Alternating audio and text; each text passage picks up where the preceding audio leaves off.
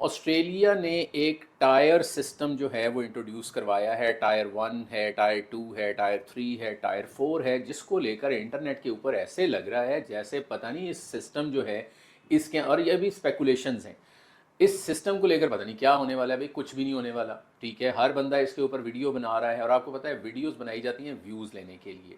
उसके अंदर जो सब्सटेंस है वो कितना है इसको देखने की ज़रूरत है। भाई सब क्लास अब ठीक है, टायर सिस्टम वो बना रहे हैं, लेकिन उसका इम्पैक्ट क्या आएगा? कोई इम्पैक्ट भी नहीं आएगा। उसकी रीज़न ये है कि पहले भी अगर हम सब क्लास, और ये टायर सिस्टम जो है वो सब क्लास 189 के ऊपर अप्लाई होगा, सब क्लास 190 और 49 के ऊपर अप्लाई नहीं होगा।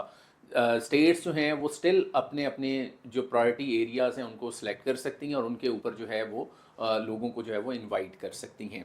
अब हम देखते हैं टायर सिस्टम है क्या। टायर 1 जो है, जिसमें जो ग्रीन आप कह लें कि ये लोग जो हैं ये सेफ़ हैं, भाई पहले भी सेफ़ ही थे, अब भी सेफ़ ही हैं। उसमें डॉक्टर्स आते हैं, हेल्थ प्रोफेशनल्स आते हैं और नर्सेज आती हैं। भाई ये लोग पहले भी कौन सा 189 का राउंड हुआ है आज तक जिसमें डॉक्टर्स और नर्सेज जो हैं वो सिलेक्ट नहीं हुए? हर दफ़ा सिलेक्ट होते हैं। अच्छा, टायर 2, इसको आप अगेन कह लें कि ये ग्रीन लिस्ट के अंदर ही हैं, इनको कोई इशू नहीं है। अगर हम उसकी बात करें तो टायर 2 जो है उसमें आपके सोशल वर्कर्स आते हैं, साइकोलॉजिस्ट आते हैं, टीचर्स वगैरह आते हैं। भाई ये पहले भी ऐसे ही था, पहले भी 189 के हर राउंड में ये लोग सिलेक्ट होते रहे हैं। कोई ऐसा राउंड नहीं आया जिसमें ये लोग सिलेक्ट नहीं हुए, ठीक है। परसेंटेजेस चेंज हो सकती हैं आगे पीछे, वो डिपेंड करता है कि टोटल नंबर ऑफ सिलेक्शन जो है वो कितनी होती है एक राउंड के अंदर। टायर 3 जो है उसमें इंजीनियर्स आते हैं और ट्रेड वर्कर्स आते हैं। इनकी भी सिलेक्शन होती है, हर दफ़ा होती है, इंजीनियर्स की भी और ट्रेड वर्कर्स की भी। कभी ऐसा नहीं हुआ कि इंजीनियर्स और ट्रेड वर्कर्स जो हैं वो नहीं सिलेक्ट हुए। हाँ, ये है कंपटीशन काफ़ी हाई रहता है, ट्रेड वर्कर्स में लो रहता है, इंजीनियरिंग में बहुत हाई रहता है। तो इसलिए पॉइंट सिस्टम जो है वो अगेन रेलिवेंट ही रहता है अंडर सब क्लास 189, ठीक है।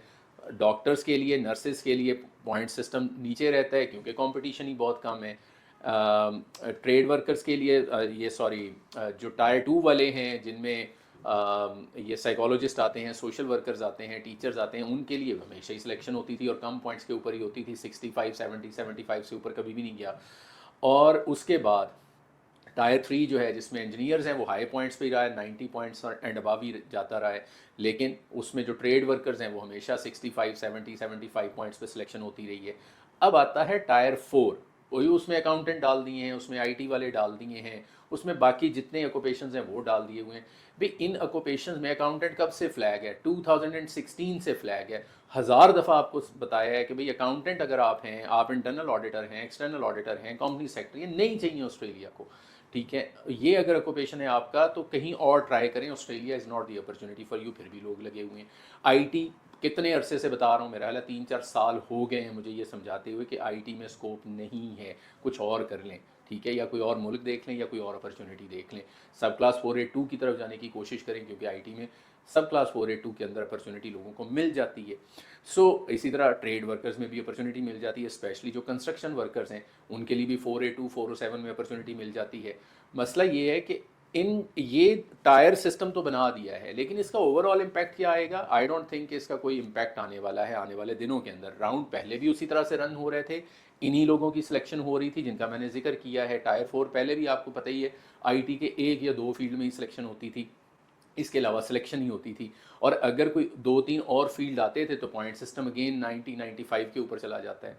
तो इसलिए कोई एज सच हवा जो खड़ा किया जा रहा है टायर सिस्टम को लेके, मुझे तो नहीं लगता कि इसके अंदर कोई बहुत ज़्यादा कोई हमें आप कह लें कि कोई बहुत ज़्यादा चेंजेस आ गई हैं। It is just matter of understanding कि अच्छा भी पहले भी आप राउंड्स देखें, पुराने जो 189 के राउंड्स हैं उनको उठाएं और उसका डेटा देख लें, कंपेयर कर लें। यही लोग पहले सेलेक्ट हो रहे थे, यही लोग आइंदा सेलेक्ट होंगे।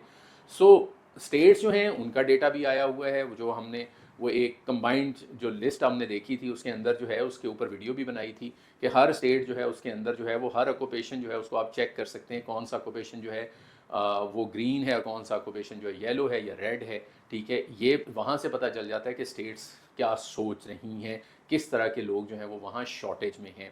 Of course her government, her country, her state ये चाहती है कि जो वहाँ पे इंडस्ट्री में शॉर्टेजेस हैं उन लोगों को जो है वो पहले इनवाइट किया जाए, उन लोगों को लिया जाए। तो ये सारे का सारे अगर आप डॉट्स को कनेक्ट करेंगे तो you will have a very fair idea कि अच्छा ये टायर सिस्टम जो है पहले भी किसी ना किसी शेप में एग्जिस्ट करता था। अब जो है अगर ये सामने आ जाता है तो फिर ये ज़रा ज़्यादा आप कह लें कि एक फॉर्मलाइज्ड वे में सामने आ जाएगा, अदरवाइज़ इनफॉर्मली पहले भी एग्जिस्ट करता था। तो इसलिए आपको बिल्कुल परेशान होने की ज़रूरत नहीं है कि पता नहीं क्या होने जा रहा है टायर सिस्टम के अंदर, कुछ भी नहीं होने जा रहा, चीज़ें जैसे पहले थी वैसे ही आइंदा भी चलेंगी। सो आप अच्छा, अब डॉट्स को कनेक्ट करने के लिए ज़रूरी है कि आपका ऑक्यूपेशन जो है उसकी सिलेक्शन बहुत इंपॉर्टेंट है। अगर आपने एक दफ़ा अपनी स्किल असेसमेंट करवा ली, स्पेशली वेट असेस से, तो फिर आप अपने समझ लें कि अगर आपने गलत ऑक्यूपेशन सेलेक्ट कर लिया तो आपके लिए काफ़ी प्रॉब्लम होने वाली है। आपकी इमिग्रेशन होने के चांसेस बहुत हद तक कम हो जाएंगे। इसलिए ये वो बुलेट है जिसको आपने फ़ायर करना है तो बहुत सोच समझ कर फायर करना है, और आपको ये मेक श्योर करना है कि आपने जो निशाना लिया है वो लगेगा ही लगेगा। ठीक है, ये जो बॉल है इस पर 6 आपने मारना ही मारना है, अदरवाइज़ आप कैच आउट हो जाएंगे। इन चीज़ों को अगर आप समझते हैं कि आपको जो है वो फर्दर गाइडलाइन की ज़रूरत है या हम उसमें आपकी जो है वो कोई असिस्टेंस कर सकते हैं, तो आप हमें सोशल मीडिया पे भी कांटेक्ट कर सकते हैं, या आप हमें हमारे इस्लामाबाद, लाहौर, फैसलाबाद ऑफ़िस को जो है, पेशावर ऑफ़िस को विज़िट भी कर सकते हैं। Thank you.